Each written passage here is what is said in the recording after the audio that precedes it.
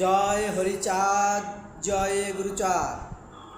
Shri Shri Hari Guruchand Matua mission Narayanganj জেলা কমিটির পক্ষ থেকে আজকের আমরা সকলে সেই সংসদ সদস্য সুবর্ণা মায়ের গৃহ মন্দিরে উপস্থিত হয়ে আমরা সকলে ধন্য, আমরা সকলে গর্বিত।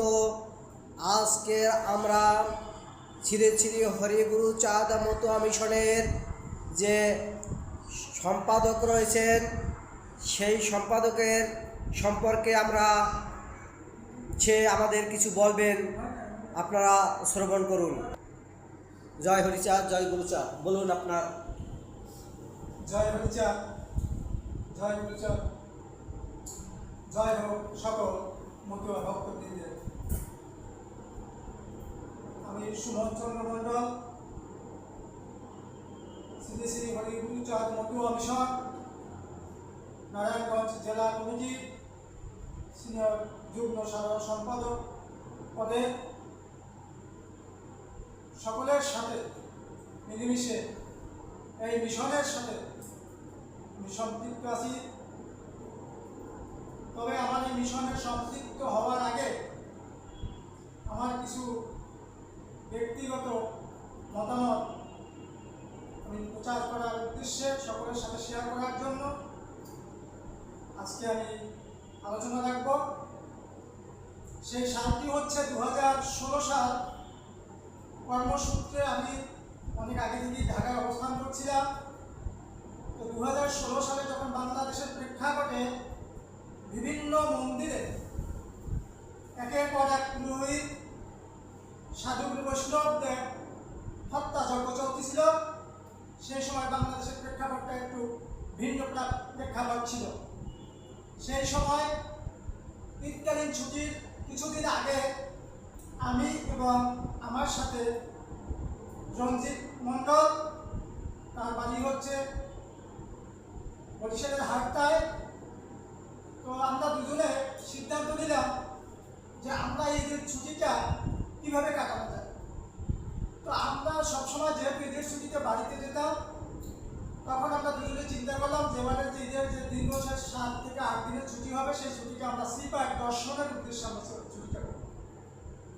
তো সেই উদ্দেশ্যে আমরা দুজনে বাসা থেকে যাত্রা করি শ্রীরামের উদ্দেশ্যে। যেহেতু সেই সময়টা ছিল ঈদযাত্রার সময়, প্রচণ্ড চাপ ছিল এবং সেই আমাদের বাবাঘাট পার হয়ে শ্রীরামে পৌঁছতে তখন রাত প্রায় 12টা, এবং গিয়ে দেখি সবাই মোটামুটি ঘুমিয়ে পড়েছে।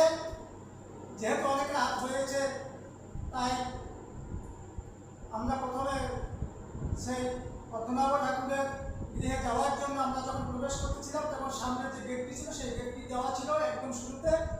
তা আমরা কাউকে, যেহেতু রাত অনেক গভীর হয়ে গেছে, আমরা ডাকলাম না।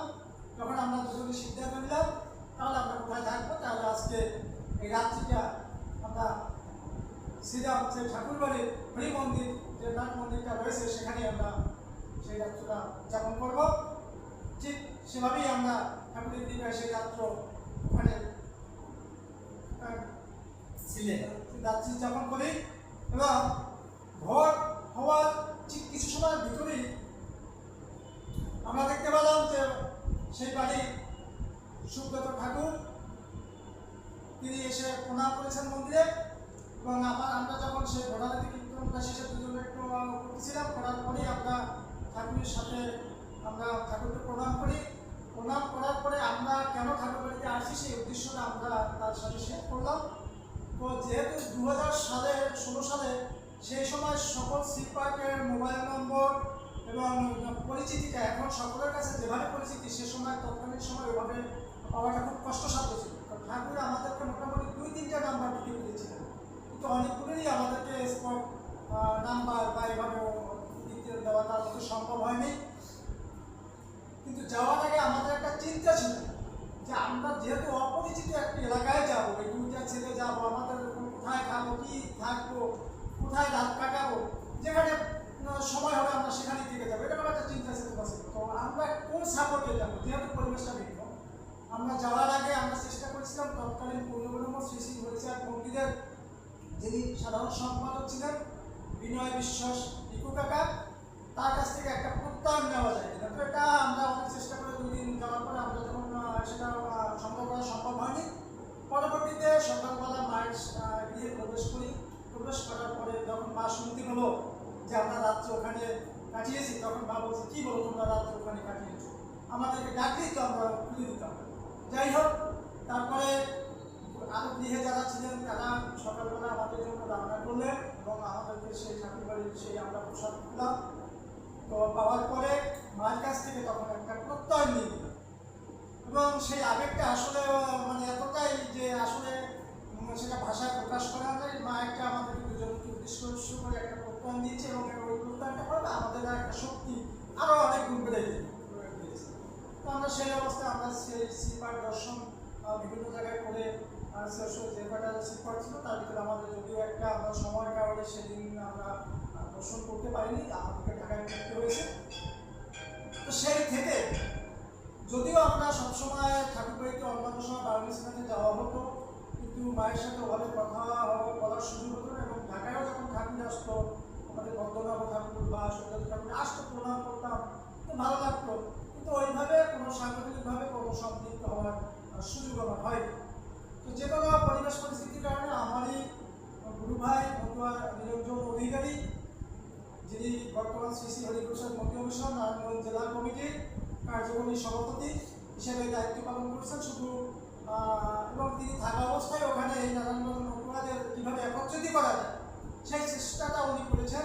দাদাকে দেখেছি আমি সেই যখন 16 সালের পরের থেকে যখন দাদার সাথে সম্পৃক্ত হয়েছি, সেই থেকেই বিশেষ করে আমার সেই মায়ের সেই অভিনব মানের সেই দৃশ্যটি, যে মা কীভাবে সকলকে খেলে পড়ে, যে সন্তানের মতো করে নিজের সন্তানকে যেভাবে আগলে রেখে এবং যেভাবে আপ্যায়ন করে বা বলিপ্রসাদ যেটাই বলি না কেন সবসময় সেই কাজটি তিনি করেছেন, যেটি দেখে আমার কাছে মানে অনেক আমার কাছে মানে লেগেছে এবং সেই থেকে আমার তার প্রতি একটা আমার আন্তরিকতা এবং ভালোবাসা যাই বলি মায়ের, সেই থেকে আমার শ্রদ্ধাবোধটা বেড়ে গিয়েছে। তো সেই থেকেই আমার এই পথ চলাটা মন্দির মিশনের একজন কর্মী হিসেবে সর্বোপরি আমরা সকলেই জানি আমাদের সকলের চাওয়া ছিল যে ঠাকুর পরিবার থেকে মা এরকম একটি সংসদ সদস্য পদে প্রতিষ্ঠিত হবে।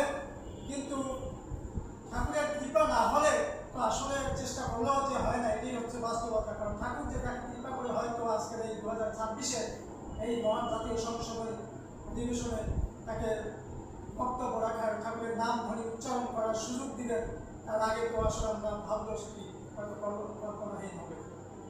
তদুপরি আজকে দেখতে পেয়েছি যে মা যে বক্তব্য আমাদের ঠাকুরকে নাম ধ্বনি উচ্চারণ মহান জাতীয় সংসদে উচ্চারিত করেছেন, সেটি সত্যি আমাদের সকলের জন্য একটি আবেগের, ভালোবাসা এবং আমাদের আনন্দিত একটি জায়গা।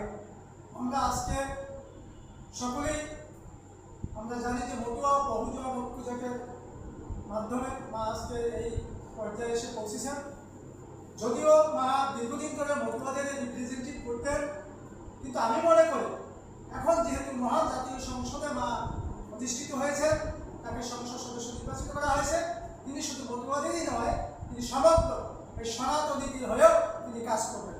এবং আমাদের এই বাংলাদেশের যে সকল সনাতনী ভাই বোনেরা রয়েছেন, আমি সকলকে বিরক্ত আহ্বান জানাই, আপনারা সকলে এই মায়ের পাশে এসে দাঁড়ান, মায়ের হাতকে শক্তিশালী করুন এবং অদূর ভবিষ্যতে আমাদের সকলের পাশে যেন তিনি নিয়োজিত থাকতে পারেন, আমাদের কর্মকাণ্ডে যেন আমাদের সার্বিক সহযোগিতা করতে পারেন। এবং আমরা জানি আমাদের শ্রীরামে যে সকল উন্নয়নমূলক কর্মকাণ্ড ইতিমধ্যে আমাদের অনেকের চাওয়া পাওয়া ছিল যে আমাদের শ্রীরামে এই কাজগুলি হলে আমাদের জন্য ভক্তদের জন্য মঙ্গল করা হবে।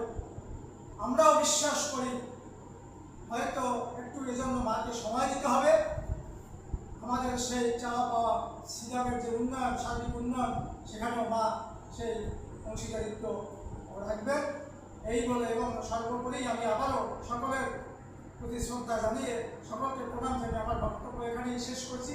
যদি আমার বক্তব্য অনাকাঙ্ক্ষিত কোনো ভুল ত্রুটি হয়ে থাকে সেজন্য আমি সকলের কাছে আবারও মায়ের গৃহে এসে কেমন লাগছে আপনার?